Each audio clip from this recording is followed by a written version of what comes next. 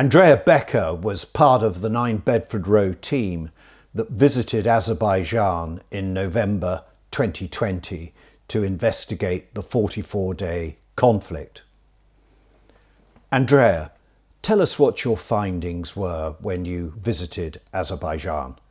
Our visit was in the immediate aftermath of 6 weeks of active hostilities between Armenia and Azerbaijan. As we know, and as we examine in the report, between the 27th of September and the 10th of November 2020, Armenian attacks on Azerbaijan's cities, villages, and settlements resulted in the death and wounding of civilians, as well as extensive damage to civilian property and infrastructure. Attacks by Armenian forces during that time killed 100 Azerbaijani civilians and injured a further 416 civilians. Civilian casualties occurred on a near daily basis from the outbreak of hostilities on the 27th of September.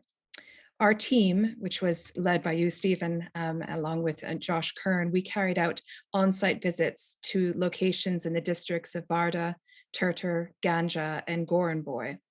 We witnessed the aftermath of missile strikes in civilian areas and saw the scale and nature of the destruction to civilian property. We also had the opportunity to speak with survivors and family members of those killed in the attacks and those wounded as well.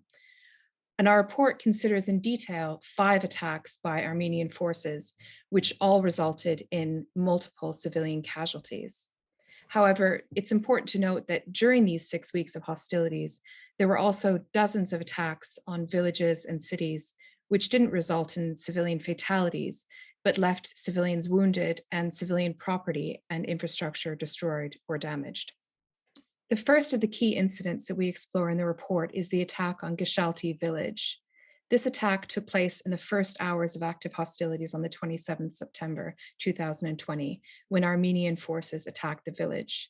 Just over 1,000 people live in the village, which is located on the outskirts of the city of Naftalan in the district of Goranboy.